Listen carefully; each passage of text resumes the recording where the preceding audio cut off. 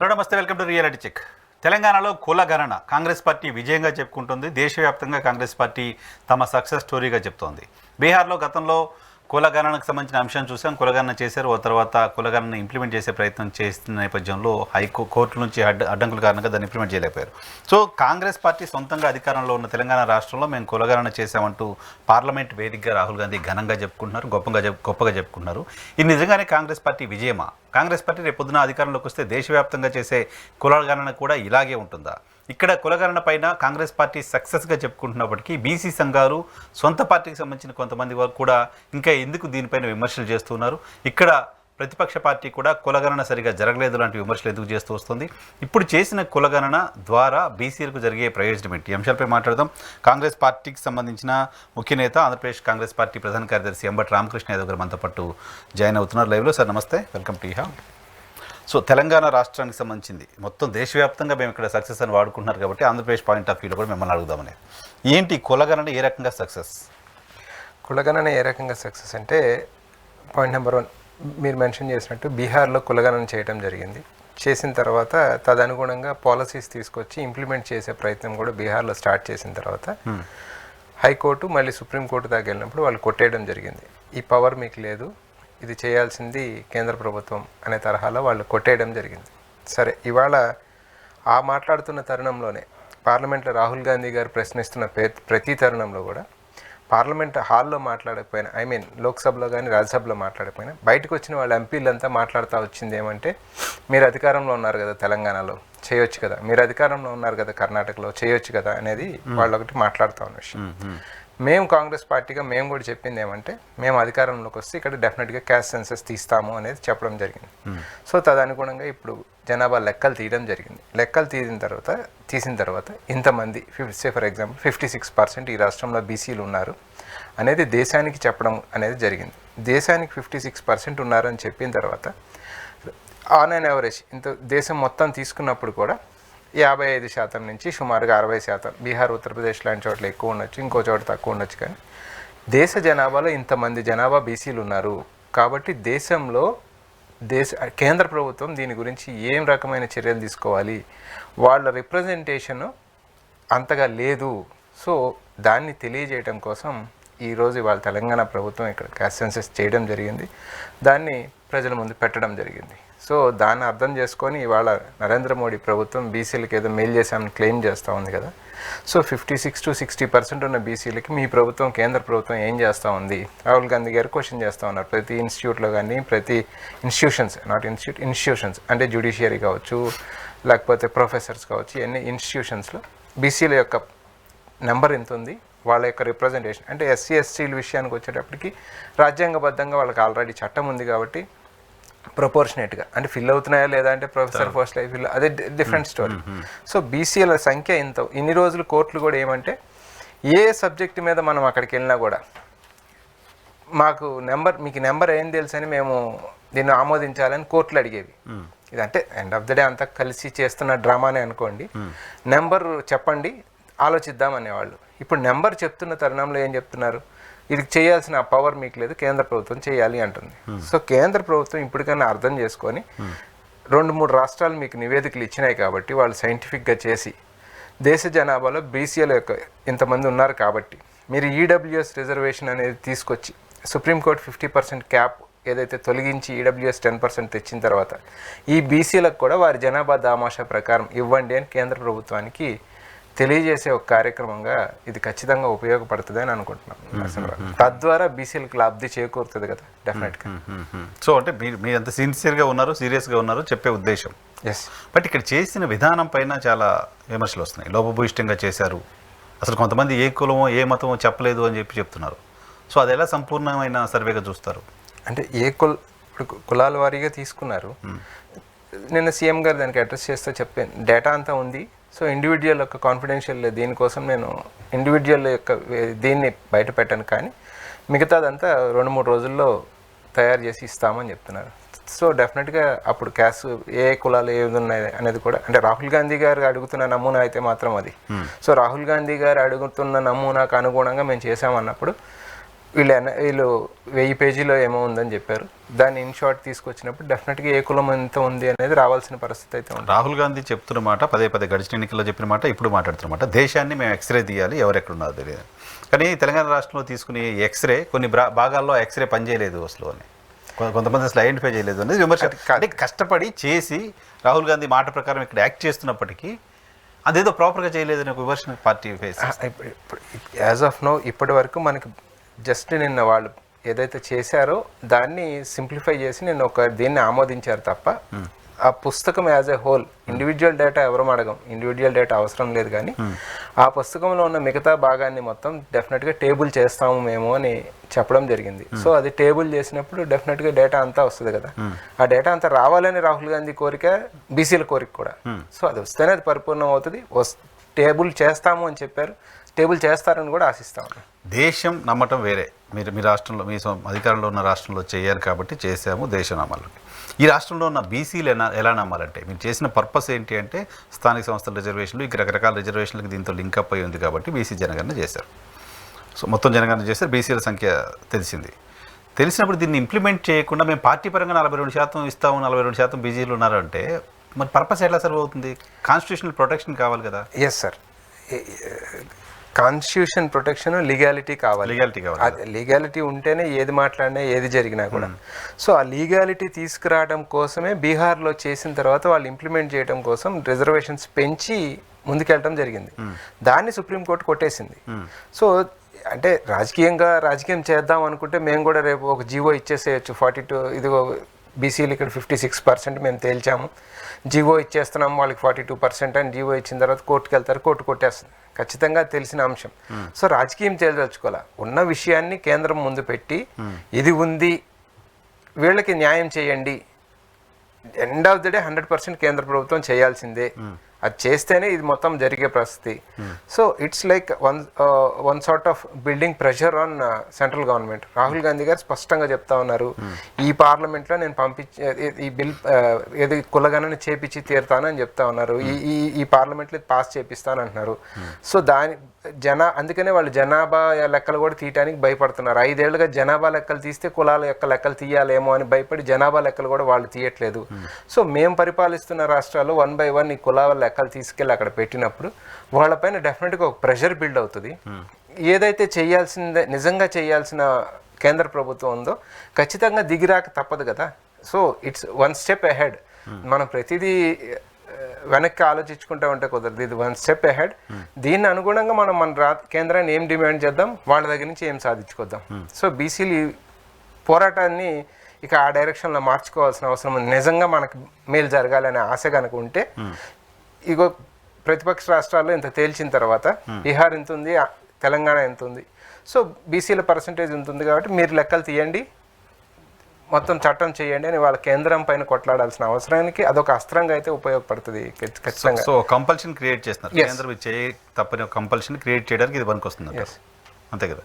So బీహార్లో కోalition government JDU RJD కలిసి Congress government తీసింది లెక్కలు, పంపించారు. ఓకే, ఆయన బయటకు వెళ్ళిపోయి ఇప్పుడు ఆయన ముఖ్యమంత్రిగా ఉన్నారు, ఆయన ఇంప్లిమెంట్ చేసే పరిస్థితి లేదు. సో కన్వీనియంట్గా బీసీ నాయకులు కూడా తమ వర్గాలకు సంబంధించిన అభివృద్ధినా లేకపోతే వాళ్ళకి సంబంధించిన సెంటిమెంట్ని రాజకీయాల కోసం వాడుకుంటున్నారని అనిపించట్లా? నితీష్ కుమార్ లాంటి వ్యక్తి కూడా దాన్ని అంటే అది కన్వీనియంట్గా అంటే సరే అతని కంపల్షన్ ఏమో అతను వెళ్ళిపోయాడు పక్కన పెడదాం. కానీ మీరు ఇదే భారతీయ జనతా పార్టీని కూడా తీసుకుంటే Bihar Bharatiya Janata party caste సెన్సస్కి support చేసింది. అంటే నేను ఇందాక మీకు చెప్పింది ఏంటంటే కేంద్రం మెడలు వంచాలంటే ఇలాంటి ప్రెషర్ అనేది ఎందుకంటున్నానంటే అక్కడ ఎప్పుడైతే సెన్సస్ తీయటం మొదలుపెట్టారో ప్రెడామినెంట్గా బీసీలు అందరూ కొట్లాడడం మొదలుపెట్టారో భారతీయ జనతా పార్టీ అక్కడ ఖచ్చితంగా మద్దతు ఇవ్వాల్సిన పరిస్థితి ఉత్పన్నమైంది బీహార్ రాష్ట్రంలోకి. సో ఇప్పుడు ఇక్కడ కూడా భారతీయ జనతా పార్టీ నాయకులు కావచ్చు లేకపోతే బీఆర్ఎస్ నాయకులు కావచ్చు వాళ్ళు క్వశ్చన్ చేస్తూ ఉన్నారు, దీంట్లో లోటుపాట్లు ఉన్నాయి, అది ఉంది ఇది ఉంది అని క్వశ్చన్ చేస్తూ ఉన్నారు. కానీ గుండెల్లో లోపల భయం జరుగుతూ ఉంది కదా, దీన్ని ఏదో చేసి చూపించే ప్రయత్నం. కానీ చేయాల్సింది మీరే, ఇదిగో కేంద్రం ఆమోదించాలి అనే దగ్గర వచ్చినప్పుడు ఇప్పుడు భారతీయ జనతా పార్టీ నాయకులు సమాధానం ఏం చెప్తారు? మేము చేసాము, ఇది దీంట్లో తప్పు ఉందో ఒప్పు ఉందో ఏదుందో పక్కన పెడదాం, అసలు చేయాల్సింది కేంద్ర ప్రభుత్వం, ఇగో ఇంత మేము తేల్చిన లెక్క ఇది ఉంది అన్నప్పుడు వీళ్ళపైన ప్రెషర్ బిల్డ్ కాదు, వీళ్ళు సమాధానం చెప్పాల్సిన అవసరం లేదు. సో ఒక్కొక్క రాష్ట్రం చేసుకుంటూ పోతే ఆ ప్రెషర్ ఖచ్చితంగా కేంద్రం మీద బిల్డ్ అయ్యి ఎక్కడి నుంచి అయితే నిజంగా చట్టం అయి రావాలో, ఎవరి దగ్గర నుంచి అయితే నిజంగా లబ్ధి రావాలో వాళ్ళు ఖచ్చితంగా తలొగ్గే పరిస్థితి అయితే కనపడుతుంది కదా వైఎన్ఆర్ గారు. సో బీసీల జనాభా గణనకు సంబంధించిన ఒక ఉద్యమానికి ఇక్కడ నుంచి అంకురార్పణ జరిగినట్టు చూడండి. బీహార్ ఒక కోయలేషన్ గవర్నమెంట్, సరే అతను మళ్ళీ మీరు అన్నట్టు వాళ్ళతో వెళ్ళిపోయినా కూడా ఇది రాహుల్ గాంధీ గారు ఏదైతే తను మాట్లాడుతున్న దానికి తన వాదనకి ఒక బలం అంటే నేను ఇందాక ఫస్ట్లోనే చెప్పాను, వాళ్ళ ఎంపీలు అడుగుతా ఉన్నారు నీ తెలంగాణ ఏమైంది, నీ తెలంగాణలో చేపించు అని. ఇప్పుడు ఆయన చెప్తాడు నా తెలంగాణలో చేపించాను, ఇంత వచ్చింది, నువ్వు చెయ్యి అని రేపు నరేంద్ర మోడీని అడగటానికి తన వాదనకు ఒక బలం చేకూరింది కదా. సో డెఫినెట్గా బీసీలకు మేలు చేయడానికి 4 అడుగులు ముందుకేసింది కాంగ్రెస్. కాంగ్రెస్ పార్టీ చిత్తశుద్ధితో ఉంది అనేది ఈ తెలంగాణలో చేసిన సెన్సెస్ బట్టి దేశవ్యాప్తంగా 100%. సో దేశవ్యాప్తంగా మిగతా రాష్ట్రాల్లో కూడా ఈ క్యాస్ట్ సెన్సెస్కి సంబంధించిన ఇష్యూని టేకప్ చేయబోతుందా కాంగ్రెస్ పార్టీ? అటువంటి మోటో ఏమన్నా ఉందా కాంగ్రెస్ పార్టీ? అంటే దేశవ్యాప్తంగా అంటే మేము డిమాండ్ రాహుల్ గాంధీ మాట్లాడుతున్నారు తప్ప పార్టీకి యాక్షన్ ఎక్కడ కనపడట్లా. ఖర్గే గారు నిన్న రాజ్యసభలో మాట్లాడినప్పుడు స్టేట్మెంట్స్ ఓకే, యాక్షన్ ప్లాన్ క్షేత్రస్థాయిలో కాంగ్రెస్ ఫస్ట్ మేము అధికారం ఉన్న రాష్ట్రంలో మేము చేసి చూపించాం, నెక్స్ట్ మేము అపోజిషన్గా ఉన్న దగ్గర మేము కొట్లాడాల్సిన బాధ్యత మా పైన ఉంది. అది డోర్ టు డోర్ తీసుకెళ్లాల్సిన పరిస్థితి, కింద లాస్ట్లో ఉన్న బీసీ వరకు విషయాన్ని తెలియజేసి ఆ పోరాట స్ఫూర్తిని రగిల్చాల్సిన బాధ్యత అయితే ఇవాళ కాంగ్రెస్ పార్టీ కార్యకర్తలందరూ ఇంకా భుజానికి ఎత్తుకోవాల్సిన బాధ్యత అయితే కనపడతా ఉంది. డెఫినెట్గా పోరాడతాం. మీరు ఆంధ్రప్రదేశ్ రాష్ట్రంలో తీసుకున్నా కూడా మొన్న ఎన్నికల మేనిఫెస్టోలో కూటమి ప్రభుత్వం చెప్పడం జరిగింది, శాస్త్రీయంగా బీసీ కులగణన చేపడతాం. మేనిఫెస్టోలో ఉంది చూడండి. బీజేపీ లేదుగా మేనిఫెస్టోలో. మేనిఫెస్టో లేకుండా ప్రభుత్వంలో మేనిఫెస్టో పక్క జరిపేసరిగా బహుశా సరే టీడీపీ హామీగా చూద్దాం దాన్ని. కూటమి Pawan Kalyan and BJP, Pawan Kalyan and TDP హామీ సార్. అది భారతీయ జనతా పార్టీ గుర్తు లేదు, బొమ్మ లేదు దాంట్లో. సరే రైట్, భారతీయ జనతా పార్టీ గుర్తు లేదు, బొమ్మ లేదు. సూపర్ 6 లో కూడా భారతీయ జనతా పార్టీ గుర్తు లేదు, బొమ్మ లేదు. మరి సూపర్ 6 అమలు చేయాల్సిందే కదా ఆ రాష్ట్రంలో. దాంతో పాటు మరి మిగిలిన వాగ్దానాలు కూడా అమలు చేయాల్సిందే కదా. 134 సీట్లు ఉన్న చంద్రబాబు నాయుడు గారు మేజర్ స్టేక్ హోల్డర్ కదా ఆంధ్రప్రదేశ్ రాష్ట్రంలో. సో తప్పుకోవడానికి వీలు లేదు కదా. ఖచ్చితంగా రేపు కాంగ్రెస్ పార్టీ మేము క్వశ్చన్ చేస్తాం, శాస్త్రీయంగా బీసీ జనాభా కులగణన చేస్తాము అని వాళ్ళ మేనిఫెస్టోలో పెట్టారు. పెట్టినప్పుడు ఖచ్చితంగా మేము డిమాండ్ చేస్తాం కదా అక్కడ కూడా జరగాలి అని. జరపనప్పుడు ఆయన బీసీల పట్ల ఆయనకి ఎంత ప్రేమ ఉందో అనేది కూడా బీసీలు అర్థం చేసుకుంటారు. In one way Chandrababu Naidu గారిని ఇంకొకటి కూడా డిమాండ్ చేయాల్సింది ఏమంటే, ఇవాళ నితీష్ కుమార్ కానీ చంద్రబాబు నాయుడు కానీ వీళ్ళిద్దరి మీద కదా కేంద్రంలో ప్రభుత్వం నడుస్తూ ఉంది. నితీష్ కుమార్ గారు one way he's supporting it, ఆయన చేసి కూడా చూపించారు.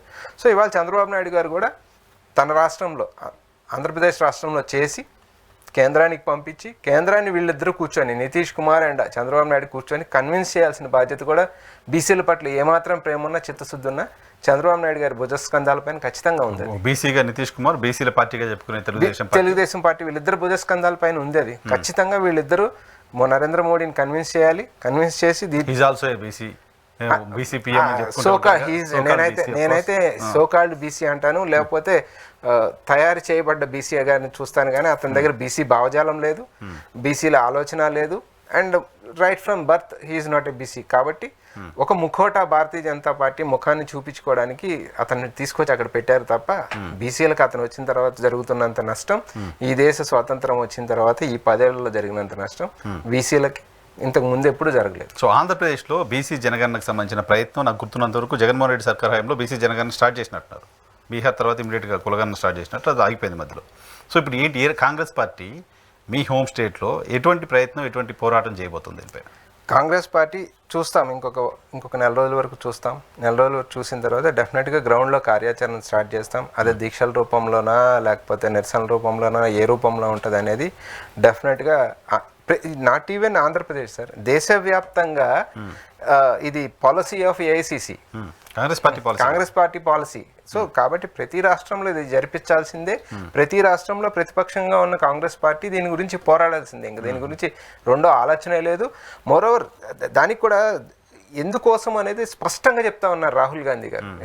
అంత క్లియర్గా క్లారిటీగా ఉన్న తర్వాత దేశంలో 50% పైబడి ఉన్న జనాభాకి ఈ రోజు వరకు వాళ్ళ ఫలాలు అందకుండా వాళ్ళు నష్టపోతున్న తర్వాత వాళ్ళు ఎక్కడున్నారో వాళ్ళకి తెలియని పరిస్థితుల్లో దాని గురించి ఇక కాంగ్రెస్ పార్టీ కొట్లాడకుండా ఎట్లా ఆగుతుంది? డెఫినెట్గా కొట్లాడాలి. కులగణనకు వ్యతిరేకం అని చెప్తున్న భారతీయ జనతా పార్టీతో కొట్లాడడం ఒక ఎత్తు అయితే, కులగణన చేస్తామని చెప్పి అధికారంలోకి వచ్చి ఇప్పుడు చేయకుండా సైలెంట్గా ఉన్న టీడీపీతో అక్కడ కూటమిలో కొట్లాడుతుండడం సపరేట్. ఇది డెఫినెట్గా ఇక్కడ మోర్ అథెంటిక్ కదా, మీరు చేస్తాన్నారు చేయలేదేంటి అని అడగడం.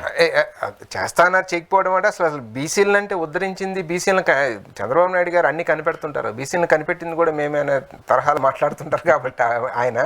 సో ఆ నెంబర్ ఎంతో చెప్పి అది కనిపెట్టమని అడుగుతున్నాం మేము. బీసీల నెంబర్ ఎంతో చెప్పి కులగణన చేసి అది కొన్ని కనిపెట్టడం ఆయనకి ఇష్టం కాబట్టి ఇది కూడా కనిపెట్టమని అడుగుతున్నాం. నెంబర్ కనిపెట్టమని అడుగుతున్నాం.